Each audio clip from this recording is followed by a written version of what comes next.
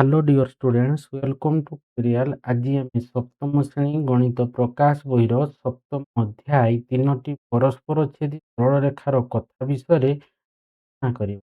ପିଲାମାନେ, ପୂର୍ବରୁ ମୁଁ ପାର୍ଟ 1 to 13 ବିଷୟରେ ଆଲୋଚନା କରିସାରିଛି ଏବଂ ସେଇ ଭିଡ଼ିଓର ଲିଙ୍କ ମୁଁ ଡେସ୍କ୍ରିପସନ୍ ବକ୍ସରେ ଦେଇଦେଇଛି। ଭିଡ଼ିଓଟା ଭଲ ଲାଗିଲେ ଲାଇକ୍ଟେ କରିବ ଏବଂ ଚ୍ୟାନେଲଟି ସବସ୍କ୍ରାଇବ୍ ମଧ୍ୟ କରିଦେବ ଏବଂ ଭିଡ଼ିଓଟିକୁ ମୋ ସାଙ୍ଗମାନଙ୍କୁ ସେୟାର କରିବ। ଡାଉଟ୍ ରହିବ କମେଣ୍ଟ ବକ୍ସରେ ଜଣେଇବ। ତ ଦେଖ ଆମେ ଷ୍ଟାର୍ଟ କରିବା ତ୍ରିଭୁଜର କୋଣ ପରିମାଣ ସମ୍ପୃକ୍ତ ଧର୍ମ।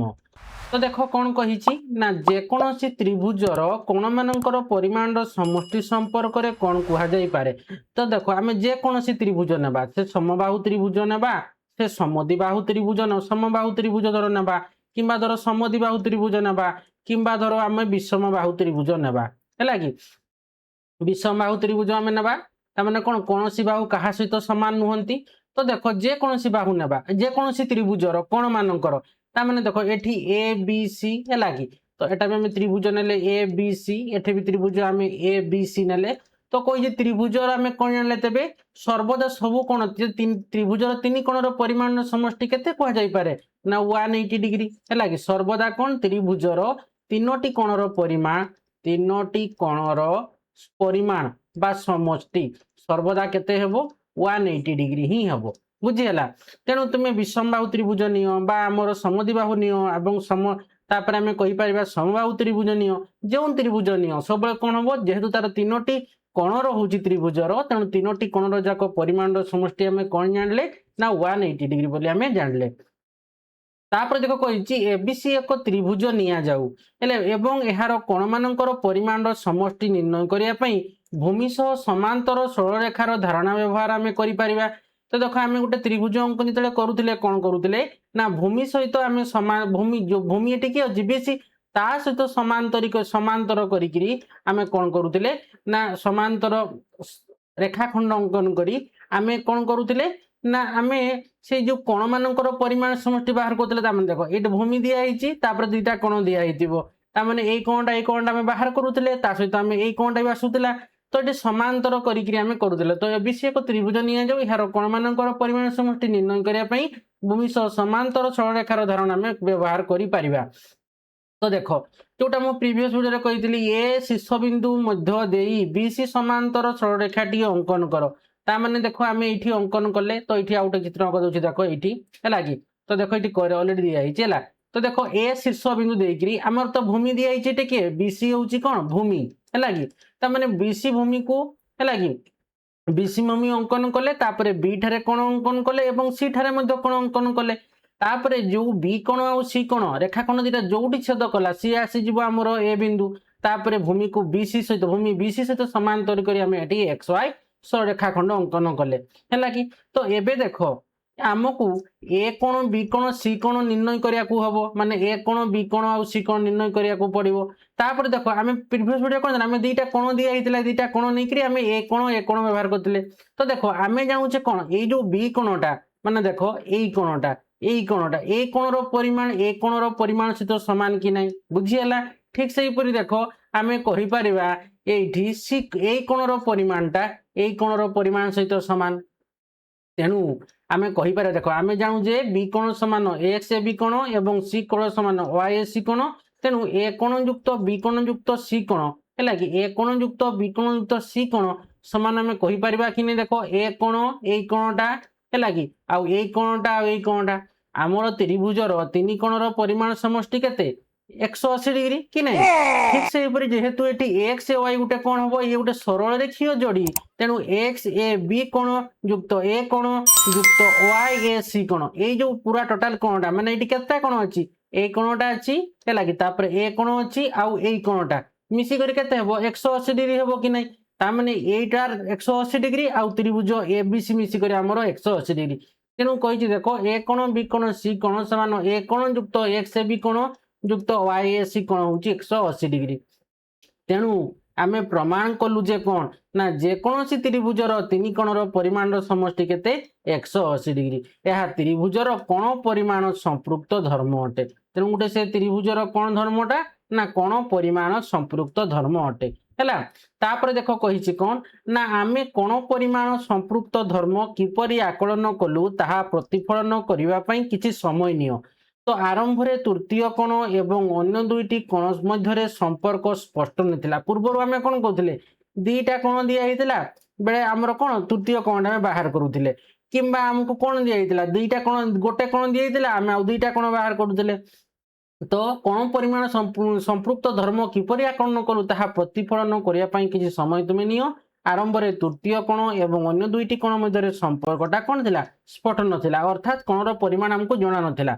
तो त्रिभुजर ऊपर शीर्ष बिंदु मध्य देई अंकन करा जायतिबा समांतर सरलरेखा धारणा जोगु चित्र 7.7 कोण मध्य संपर्क स्पष्ट होई पाइला। केमती संपर्क बे सृष्ट होई पाइला देखो एक्स वाई टा एठी हमर तेबे समांतर हला कहा सहित बीसी सहित ता माने ए कोण कोण कहबा हमर एक्स ए बी कोण समान हमर बी कोण ठीक सेही परि वाई ए सी कोण समान हमर सी कोण ए माने जेहेतु समांतर ता माने माने एकांतर कोण कारण ए बी होची छेदक एकांतर कोण हैला कि तो एतार छेदक किए रहिला ए बी होची छेदक ए बी होची छेदक ठीक सेही परि वाई ए सी कोण जो हमें कले वाई ए सी कोण समान सी कोण ए कोण ता माने तार छेदक किए रहिला एठी ए सी टा होची छेदक ए सी होची छेदक छेदक बुझी गेला। तो देखो तो सेटा कहिछि त्रिभुजर ऊपर शीर्ष बिंदु माने कोन एठी ए बिंदु देई मध्य अंकन कराइथवा समांतर सरलरेखा धारणा जोगु हम चित्र 7.7 कोण मध्य संपर्क स्पष्ट होई पारिला। तो एही चतुर चिंताधारा गणित इतिहास द एलिमेंट्स हैला कि नामक एक प्रभावशाली पुस्तक रु मिली पारिबो। एही पुस्तकटा किए ना ग्रीक रो गणितज्ञ यूक्लिड को समर्पण अटे जे कि 300 ख्रीष्टपूर्व पाखापाखी बंची थिले 300 ख्रीष्टपूर्व पाखापाखी से किए ग्रीक रो गणितज्ञ यूक्लिड हैला कि से समय कोन करथिले तांको समर्पण करा जाईछि एटा लागे। तो देखो गणित रे सृजनशील चिंताधारा किपरि एक प्रमुख भूमिका ग्रहण करे ताहार एही समाधान आउ एक उदाहरण। तो देखो कोण रो परिमाण संपृक्त धर्म परीक्षार आउ एक सरल उपाय रही अछि। एहा एक कागज रे त्रिकोणीय भांग नै निम्न रे दर्शाइथिबा उपाय अवलंबन करा जाई पारिबो। तो एही कागज भांग द्वारा तुमे देखि पारुछो कि त्रिभुजर तीन कोणर परिमाण रो समष्टि बा समष्टि 180। तो देखो प्रथम एमती हला तापर कोन करा गला ना एईटा को तुमे हमें फोल्ड करि देले हैला कि ए की आसी गला हैला कि एईटा को फोल्ड करि देला माने ये एमती फोल्ड हे गला केमती देखा गला एईटा पूरा तळकु आसला एठी हैला कि तापर हमें पुनी कोन करले देखो एठी एईटा को हैला कि एईटा को पुनी आउतरे फोल्ड करि देले एमती एटा को हमें एमती कोन करले एटा फोल्ड करि देले बुझी हला। तो एई भळे आसला तो देखो तो ता माने एठी त्रिभुजर तीन कोणर देखो एटा गोटे त्रिभुज हे गला कि नै ता माने एठी 90 डिग्री हला हैला कि ता माने एई दुईटा कोणर परिमाण समष्टि ता माने कोन हबो ए दी त्रिभुज तीन कोणर परिमाण समष्टि 180 डिग्री हबो। पुनी देखो एठी लक्ष्य करो ये आसला 90 डिग्री धर हैला कि ता माने ए दुईटा कोण ए दुईटा मिसी करी हमर केते हबो ता माने ये गोटे त्रिभुज आसला पुनी ये गोटे देखो त्रिभुज आसला ता माने एठी हम जानले कोन ए त्रिभुजर एई तार ए तीनटा कोणर परिमाण ए कोणर परिमाण ए कोणर परिमाण आ ए कोण मिस करी 180 डिग्री ठीक सेही पर देखो एठी त्रिभुज रे ए कोणटार परिमाण हैला कि तापर ए कोणर परिमाण आ ए कोणर परिमाण मिस करी 180 डिग्री ठीक सेही पर लक्ष्य करो ए कोणर परिमाण त्रिभुजटार ए कोणर परिमाण आ ए कोण मिस करी 180 डिग्री हैला कि ता माने एठी केते तीनोटी त्रिभुज आसी गला एठी भी हमर केते अछि तीनोटी त्रिभुज अछि देखो एठी तीनोटी त्रिभुज भांगा आइछि तीनोटी त्रिभुज जेतेबेले हम गोटे त्रिभुज आकार गोटे कागजटा भांगले ता माने एठी कोन तीनोटी त्रिभुज देखो एठी गठित होला एटा गोटे त्रिभुज देखो पुणी ये गोटे त्रिभुज दुईटा ये गोटे त्रिभुज पुणी तापर देखो एठी गोटे त्रिभुज होला तीनोटी त्रिभुज होला तापर देखो अछि कोन ना बहिस्थ कोण अछि हैला कि तो बहिस्थ कोण काहा को कहा जाय तो फास्ट रा तुमे जानि रखो ना कोनसी एक त्रिभुजर अंतस्थ कोणर सन्निहित परिपूरक कोण को त्रिभुजर बहिस्थ कोण कहा जाए। तो देखो एठी आमर कौन त्रिभुजर अंतस्थ कोणर सन्निहित परिपूरक कोण बहिस्थ कोण कहबा। तो देखो तो एठी सी कोण हैला कि सी कोणर सन्निहित परिपूरक कोण माने कोण एई कोणटा ए सी डी कोण एई कोणटा तो ए कोणर सन्निहित परिपूरक कोण होउची ए जो राइट मारिछि कोणटा ए कोणर सन्निहित परिपूरक कोण एई कोण बुझी हला। तेणु एटा होची कोण त्रिभुजर ए त्रिभुजर बहिस्थ कोण कि नै तेणु गोटे त्रिभुजर केतोटी अंतस्थ कोण थिबे ना 3टी अंतस्थ कोण है कि ए कोण बी कोण सी कोण तेणु सी कोणर तार ए कोणर सन्निहित पूरक परिपूरक कोण कोटा कोणटा हेबो आम जदि एटा को वर्धित करदेबा एई कोणटा हेबो नले एटा को वर्धित कले एई कोणटा हेबो बुझी हला कि नहीं तेणु तार पाखरे जो कोणटा लागि थिबो सेटा होची सन्निहित परिपूरक एंते बी कोणर आमर बहिस्थ कोण किए हेबो ना देखो ये हला आमर कोण एटा होची आमे बहिस्थ कोण ए कोणर बहिस्थ कोण हैला कि ठीक सेही परि एटा को आमे बहिस्थ कोण मध्ये कहि परिबा बहिस्थ कोण बुझी होची कि नहीं बी कोणर बहिस्थ कोण एई कोणटा सी कोणर बहिस्थ कोण एई कोणटा तेणु कौन एक त्रिभुजर अंतस्थ कोणर सन्निहित परिपूरक कोण को त्रिभुजर बहिस्थ कोण कहुए तो ए कोण को लगिकी जो कोणटा थिबो हैला कि ए कोणटा को लगिकी जो कोणटा थिबो सेटा हबो कोण हमर बहिस्थ कोण हैला कि तो त्रिभुजर अंतस्थ कोणर माने एटा होची अंतस्थ कोणर सन्निहित परिपूरक माने कोण धर ई आसला एटा गोटे धर आमे गोटे रेखाखंडटा आ गोटे रेखाखंड छेद होला तो धर एठी हमर x बिंदु रे छेद होला हैला कि एटा धर ए बी सरल रेखा ए बी रेखाखंडटा एटा होची x y हैला कि छेद होला ता माने सन्निहित परिपूरक जोडी के ए कोणटा आ ए कोणटा हैला कि होची सन्निहित परिपूरक बुझी होची कि नै तेणु गोटे कोणर एक बा गोटे त्रिभुजर अंतस्थ कोण कहले को गुडाक ए जोडा गार देछि ए गुडाक सब होची हमर अंतस्थ कोण आ जोडा बाहर रहिला सी होची बहिस्थ कोण त्रिभुज बाहर जेते सब कोण गुडाक सृष्टि हेबे सेगा सब बहिस्थ कोण हेबे जेंति देखो एठी हमर दिया हेछि चित्र रे ए सी डी कोणटा माने एई कोणटा त्रिभुजर एक बहिस्थ कोण अटे त्रिभुजटार से बहिस्थ जेहेतु से बाहर अछि ए कोण जदि हम एटा बढ़ेबा ये बहिस्थ हबो जदि हम एटा को बढ़ेबा ए रो ये बहिस्थ हबो ठीक सेही परि बी रो ये बहिस्थ हबो जदि हम एटा को आडे बढ़ेबा ये बहिस्थ हबो बुझी होछि तेणु हमर त्रिभुजर कोण होछि तेबे आमे बहिस्थ कोण कोण जानले ना त्रिभुजर अंतस्थ कोणर सन्निहित परिपूरक कोण को त्रिभुजर बहिस्थ कोण कुहा जाय तेणु एठी सी कोणर बहिस्थ कोण हला ए सी डी कोण ए कोणर बहिस्थ कोण तेबे कोण आसला ना एई कोणटा तार बहिस्थ कोण सी कोणर बुझी हला ए तार बहिस्थ कोण के एई कोणटा ए सी डी कोण सी कोणर बहिस्थ कोण ए सी डी कोण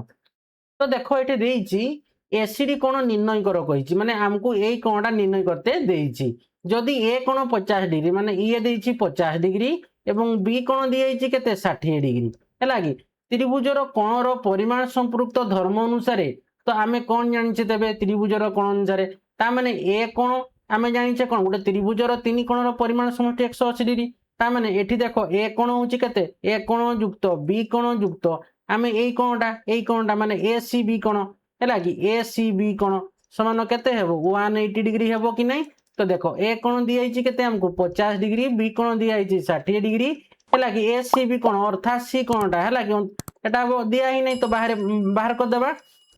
तो केते आसला 110 डिग्री ए सी बी कोण समान हमर आसला 180 डिग्री ता माने ए सी बी कोण समान केते आसलो तबे 180 डिग्री रु हमें 110 डिग्री माइनस कर देबा देखो 60 50 से 110 आसला प्लस एसीबी कोण समान 180 डिग्री ता माने एसीबी कोणटा केते आसबो ना 180 डिग्री 110 डिग्री माइनस हे जिवो ता माने रहइला केते 70 डिग्री बुझियला ता माने हमरो एई कोणटा तबे केते पाइले एटा हम सी कोणटा पाइले हम 70 डिग्री बोली पाइले तो हम एई कोणटा केमती पाइबा तो देखो हम टिके गुरु पढ़ले कोनोसी एक त्रिभुजर अंतस्थ कोणर परिमाण सन्निहित परिपूरक कोण को त्रिभुजर बहिस्थ कोण कुआ जाय ता माने देखो एटी ये गोटे सरल रेखा जोड़ी ता माने ये होची दुईटा सन्निहित परिपूरक कोण बुझी हला कि नै ता माने ए दुईटा कोण मिसले केते हेबो तथा OIAX कोण युक्त OIXB कोण समान 180 डिग्री कि नै कि पय ना हमें सरल रेखीय जोड़ी होइथिबारु बुझी होची कि नै गोटे सरल रेखा रहउचे तेणु देखो आमर जोटा बाहर कले एसीबी कोण आमे केते बाहर कले 70 डिग्री बाहर कले केमती ए कोण बी कोण एसीबी कोण समान 180 डिग्री तो ए कोण जगह 50 डिग्री बी कोण जगह 60 डिग्री आ एसीबी कोण दिया ही नै तो 180 डिग्री तो एसीबी कोण आमे पहले 180 डिग्री आमे 110 डिग्री माइनस करले हमर आसला 70 डिग्री जेहेतु देखो एठी बीसीडी गोटे सरल रेखीय जोड़ी किए ए बीसीडी गोटे सरल रेखीय जोड़ी ता माने एसीबी कोण आउ एसीडी कोण दीटा कोण मिसले केते हेबो तबे 180 डिग्री हेबो कि नै देखो बीसी एसीबी कोण आउ एसीडी कोण मिसले हेबो 180 डिग्री हैला कि जेहेतु ये गोटे सरल रेखीय जोड़ी ता माने ये केते आसबो जदि एसीबी कोण ता माने एसीबी कोण युक्त एसीडी कोण समान केते आसबो 180 डिग्री कि पई ना गुटे हमर एटा सन्निहित परिपूरक कोण भी कहि पारो ए दुईटा कोण कोण सन्निहित परिपूरक भी कहि पारो सन्निहित परिपूरक कोण सन्निहित परिपूरक कोण होइथिबारु ये दुईटा कोण मिसले केते हबो 180 डिग्री कि नहीं जदि एसीबी कोण दिया आइछि हमकु 70 डिग्री ता माने एसीडी कोणटा हमें पाई जिबा कि नहीं देखो केमती पाइबा ना हमें 180 डिग्री रु हैला कि एसीडी कोण समान कोण हबो 180 डिग्री रु हमें 70 डिग्री माइनस कर देबा ता माने 110 डिग्री ता माने हम कोणटा केते पाइले ए कोणटा 110 डिग्री पाइले कि नहीं 110 डिग्री बुझीगला तो देखो सेटा कहिछि तेणु आम एसीडी कोणटा केमती पाइबा ना 180 डिग्री रु आम 70 डिग्री 180 रु 70 डिग्री माइनस कर देबा तो 110 डिग्री आम पाई जिबा तो एसीबी कोण एवं एसीडी कोण परस्पर सन्निहित परिपूरक कोण अटे बा ताकू आम कहबा कोन बीसी गुटे सरलरेखा जोड़ी रही तेणु एसीबी कोण आ एसीडी कोण मिसले 180 डिग्री हेबो जेहेतु गोटे सरलरेखा जोड़ी बा आम कहि पारबा एसीबी कोण आ एसीडी कोण जेहेतु गोटे कोन सन्निहित परिपूरक कोण दुईटा कोण आम कहि पारबा ए दुईटा सन्निहित परिपूरक कोण बोली भी मध्य कहि पारिबा सन्निहित ए दुईटा कोण हैला कि कोउटा एई कोणटा आ एई कोणटा सन्निहित परिपूरक कोण सन्निहित परिपूरक कोण सन्निहित परिपूरक कोण तेणु बुझीगला कि तेणु आमर एसीबी कोण एसीडी कोण परस्पर सन्निहित परिपूरक कोण अटे ए कोण बी कोण विभिन्न ए कोण बी कोण विभिन्न कोणर माप पाई बहिस्थ कोण निर्णय कर बहिस्थ कोण एवं अन्य दुईटा अंतस्थ कोण मध्य कोण सूचय रखुत ता माने देखो एठी हमर बहिस्थ कोणटे केते आसला तबे अर्थात एसीडी कोणटा हमर केते आसला 110 डिग्री आसला कि नहीं तो तुम लक्ष्य कर एठी इतार तो सन्निहित परिपूरक कोण कि हमर एसीबी कोण तुम ए सी कोणटा को बाद दे दियो आउ दुईटा कोण को लक्ष्य कर को कोणटा को लक्ष्य करिवो ना ए कोण अंतस्थ कोण ए त्रिभुजर आउ दुईटा अंतस्थ कोण गोटे ए कोण रहिछि आ गोटे रहिछि हमर बी कोण तो देखो एठी ए कोणटा केते रहिछि हमर 50 डिग्री बी कोणटा केते रहिछि 60 डिग्री ए दुईटा को मिसे देले हमर केते आसुछि 110 डिग्री आसुछि कि नहीं 110 डिग्री तो देखो ए दुईटा कोणर परिमाणर समष्टि हमर बहिस्थ कोणर परिमाण संगे समान तेणु एठी कहि पारिबा देखो ए कोण बी कोण विभिन्न कोणर माप पाई बहिस्थ कोण निर्णय करो बहिस्थ कोण एवं अन्य दुईटी अंतस्थ कोण मध्य कोण संपर्क रख करूछ ना आम जानले कोण ना त्रिभुजर गोटे बहिस्थ कोणर परिमाण अन्य अंतस्थ लागी अंतस्थ कोणर परिमाण समष्टि सहित समान गोटे त्रिभुजर अन्य जो दुई अंतस्थ कोणर परिमाण सहित समान तो देखो ये केमती है तो त्रिभुजर बहिस्थ कोणर परिमाण यार दूर अंतस्थ दूरवर्ती कोणद्वयर तो मन रखब गोटे त्रिभुजर है कि बहिस्थ कोणर परिमाण बहिस्थ कोणर परिमाण है कि एहार अंतस्थ दूरवर्ती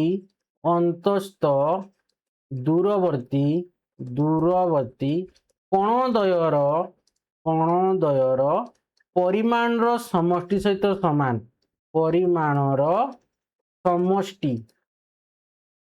सह समान एटा आम जानले कौन जानले तबे आम संपर्क कौन लक्ष्य कले ना गोटे त्रिभुजर बहिस्थ कोणर परिमाण एहार अंतस्थ दूरवर्ती कोणद्वयर परिमाण समष्टि समान तार अंतस्थ दूरवर्ती कोण कहले कौन एई कोणटा आसी जिवो एई कोणटा कि नहीं ये केतेबेली अंतस्थ दूरवर्ती कोण हेबो नहीं हैला कि बहिस्थ कोणर तेणु गोटे त्रिभुजर जदि आम एइटा नबा ए कोणटा तबे तार अंतस्थ दूरवर्ती कोण कि हेबो बी कोण आ सी कोण हेबो जदि आम बी कोण नेबा तार अंतस्थ दूरवर्ती बी कोण जदि बहिस्थ कोण हैला कि बीटा हमर कोण ए साइड बहिस्थ कोण ए बी कोणर सन्निहित परिपूरक कोण माने बहिस्थ कोण ता माने कोण एहार अंतस्थ दूरवर्ती कोण ए कोण युक्त सी कोण माने अंतस्थ हैला कि दुटा भीतर कोण गुडाक जदि ए कोण रे हम बहिस्थ कोण नेबा ए कोण माने कोण ए कोण रे अछि तार सन्निहित परिपूरक कोण माने कोण बहिस्थ कोण हैला कि एई कोणटार तार कोणर परिमाण समष्टि का समान हबो तार अंतस्थ दूरवर्ती कोण माने ए बी कोण आ भीतरटा हैला कि आ सी कोण अंतस्थ कोण द्वारा परिमाण सहित समान हबो बुझियला तो देखो कहिछि एटा मु लिखि देली एटा मने रखबो कोन ना गोटे त्रिभुजर बहिस्थ कोणर परिमाण एहार अंतस्थ दूरवर्ती कोणद्वयर परिमाण समष्टि सहित समान। तो ये देख मुझे बुझे दूसरी देख ये तो देख ए बी सी त्रिभुज तो देख ए कोणर परिमाण ये गोटे बहिस्थ कोण तो ए दुईटार कोणर परिमाण सहित सहित समान। ठीक से जदि मु ए कोणटार परिमाणटा नेबी है कि ये गोटे बहिस्थ कोण तो कौ अंतस्थ कोण ना ए कोण आउ सी कोण सहित समान हम एता सहित। तो देख मुझे लिखि दउची ना धर दे दउची ए बी एटा को एक्स दे देली एटी को वाई दे देली धर एटा को बढ़ाई देली जेड दे देली ता माने देखो एटी ए सी एक्स कोणटा कोण गोटे बहिस्थ कोण कि नहीं कहा सहित समान हम ना ए कोण युक्त बी कोण। ठीक से ए बी एक्स कोण ये गोटे बहिस्थ कोण ए बी एक्स कोण कहा सहित समान हम ना यार अंतस्थ दूरवर्ती कोणद्वयर परिमाण सहित समान हम माने ए कोण युक्त सी कोण बुझीगला। ठीक से मुझे कहीपरि देख ये बी ए जेड कोण गोटे अंतस्थ कोण सॉरी अंतस्थ कोण बहिस्थ कोण एटा गोटे बहिस्थ कोण कि नहीं देख ये गोटे बहिस्थ कोण तो ये क्यों दुईटा अंतस्थ कोणर परिमाण सहित समान हम ना यही कोणटा तो बी ए जेड कोण हूँ गोटे बहिस्थ कोण समान आम कहीपर कौन ना बी कोण युक्त सी कोण बुझी होची। तो यहीटा को मन रखब गोटे त्रिभुजर बहिस्थ कोणर परिमाण यार अंतस्थ दूरवर्ती कोणद्वयर परिमाण सहित समान। तो सेटा जानले तो देख गोटे सूचना देछि कौन ना कोणर परिमाण देख दिखाई संपृक्त धर्मरु ए कोण युक्त बी कोण युक्त ए सी बी कोण समान केते 180 डिग्री है कि गोटे त्रिभुजर आमर तीन कोणर परिमाण समष्टि 180 डिग्री। तो पुनश्च आम पाइले कौन ना ए सी डी कोण आउ ए सी बी कोण ये दुईटा कोण आम पाइले कौन ये दुईटा कोण मिसिक आम केते पाइले ना 180 डिग्री जेहेतु सन्निहित परिपूरक कोण यह किपरि संपर्कित बुझेदेली पूरा डिटेल है कि। तो आज आम एतकी आलोचना करवा नेक्स्ट वीडियो में कौन करवा ना ये जो 7.4 जो रही त्रिभुजर उच्चता संपर्कित अंकन सेटा आम नेक्स्ट वीडियो आलोचना करवा। आशा करुच्ची पिला माने ये वीडियो को भल भाव बुझीपारिथिबो वीडियो को लाइक कमेंट और प्रचुर मात्रा शेयर करिवो एवं जो मैंने एपर्यंत चैनल को सब्सक्राइब करनो अति शीघ्र चैनल को सब्सक्राइब करनबो एवं पाखरे थिबा बेल आइकन को दबाई देबो जहा फल रे कि मो वीडियो छाड़ तुम पाखक नोटिफिकेशन पड़ेबो पड़े तुम जानि परिबो। धन्यवाद।